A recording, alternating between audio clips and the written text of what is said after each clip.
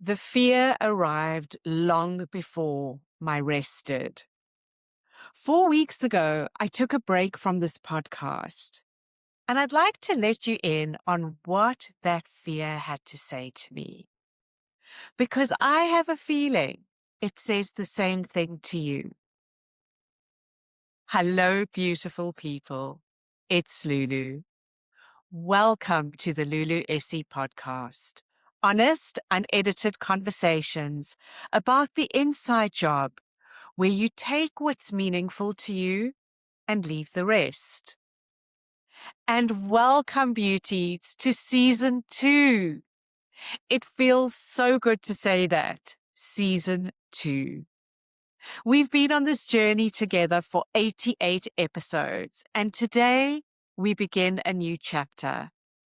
I've missed you. I've missed this mic, and I have so much to share with you today, including some news that means the world to me. But first, I owe you the truth about these last 4 weeks. So, I took a break. 4 weeks. My first break since I began this podcast. And I want to be honest with you about what happened before I took it, because the decision was not peaceful or easy. The decision was a fight. For weeks before my break, there had been a voice in my head. And the voice said, "You have not earned this." I was scared shitless to take a break, and I struggled to admit it. The voice said, "Many experts say you have to be consistent, non-negotiable, show what you're made of, don't cop out." The voice demanded I look at my numbers. "You are not where you want to be yet," it said. It would be radically misguided and downright stupid to take a break while you're still climbing. Rest is for people who have made it. A break is a reward, and you have not won it yet. And I'm certain you know the biting sound of that voice. Pretty vicious, right?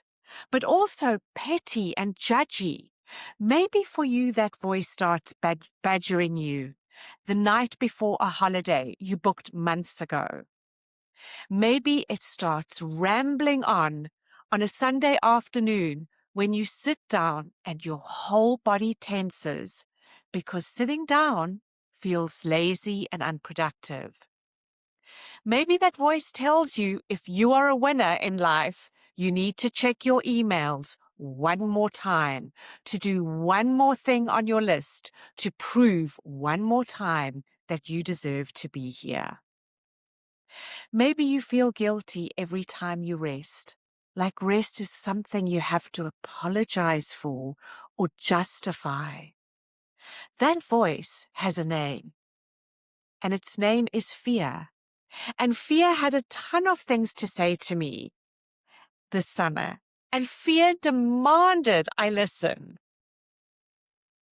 Last year, I did a workshop with the amazing Elizabeth Gilbert, and she shared an idea that has stayed with me ever since.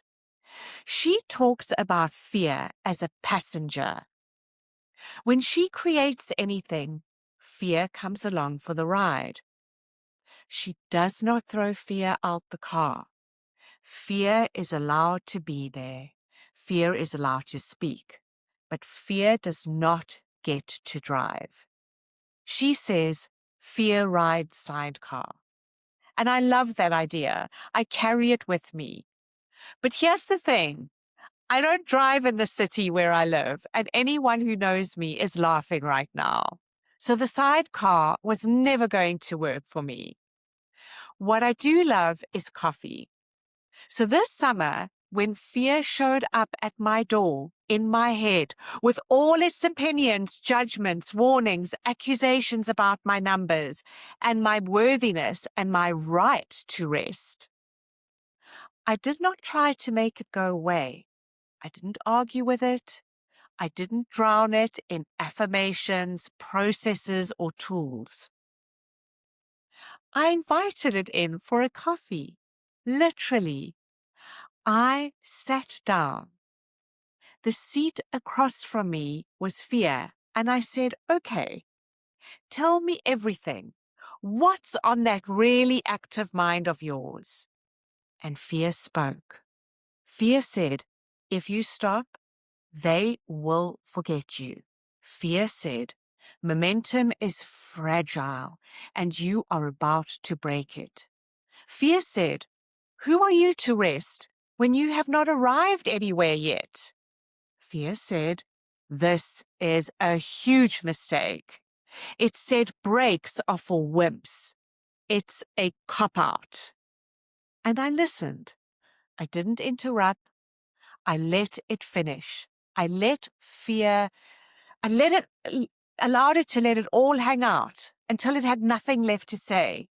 And then I asked one question. It's the same question we practiced all summer, you and I. I asked, what are you trying to protect me from?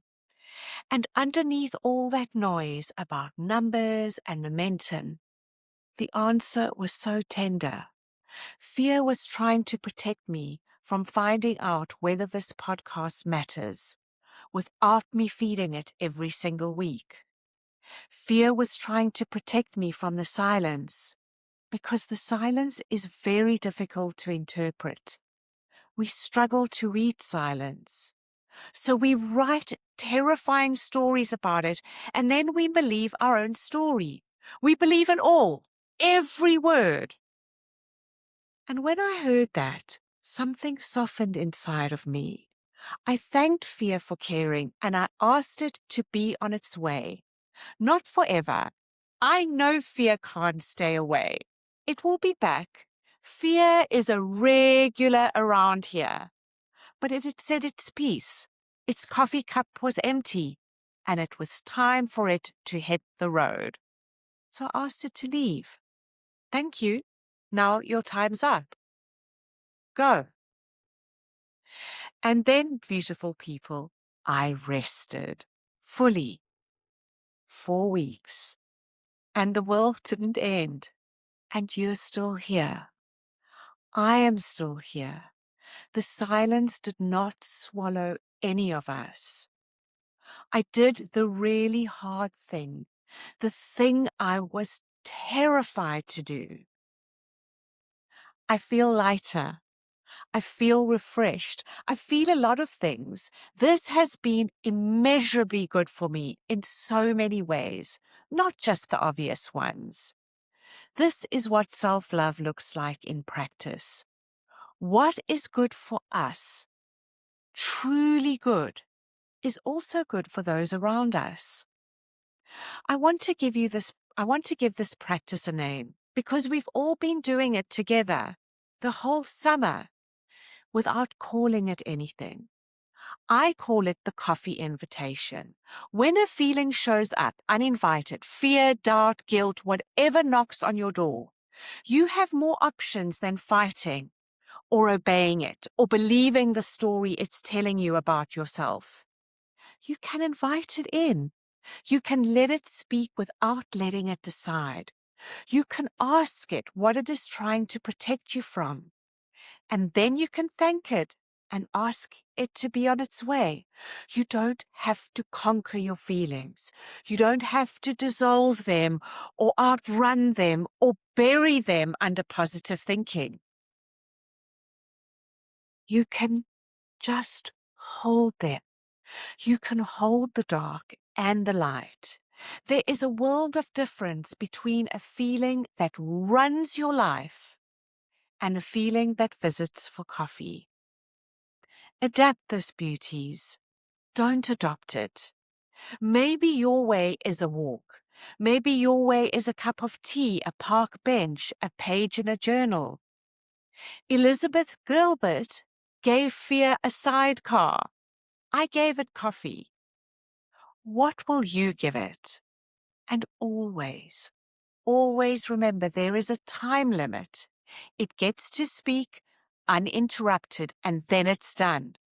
You say thank you and you ask it to leave. It is not welcome to stay. Make this practice yours. This is how this work works.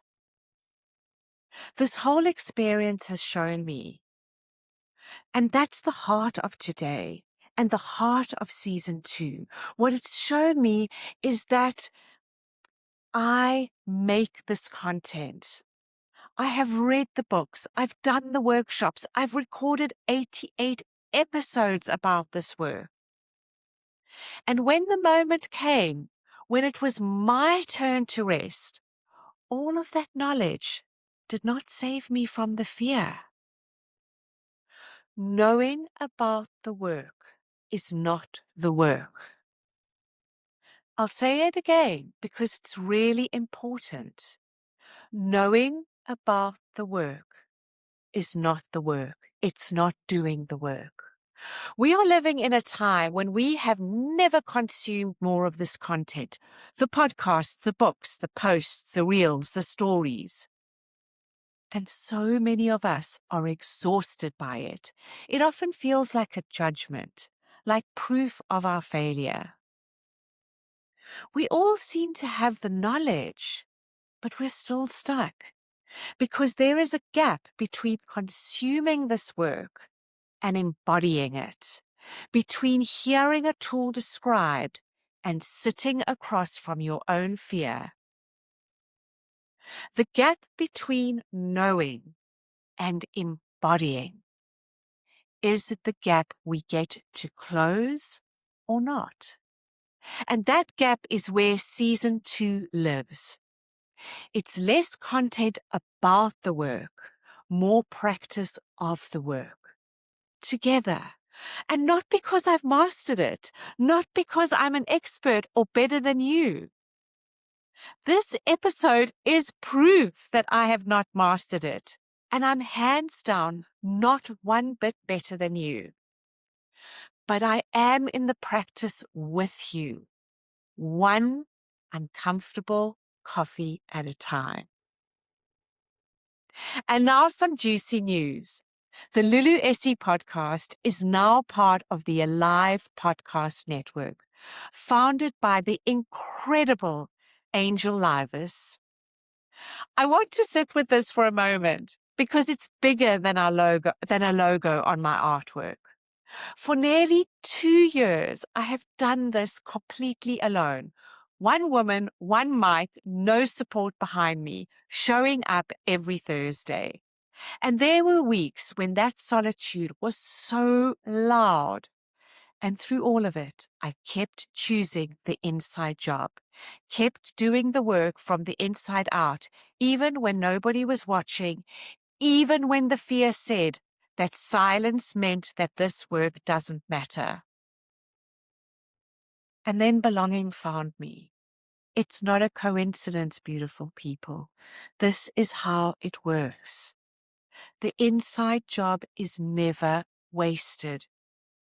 You do the work even when no one sees.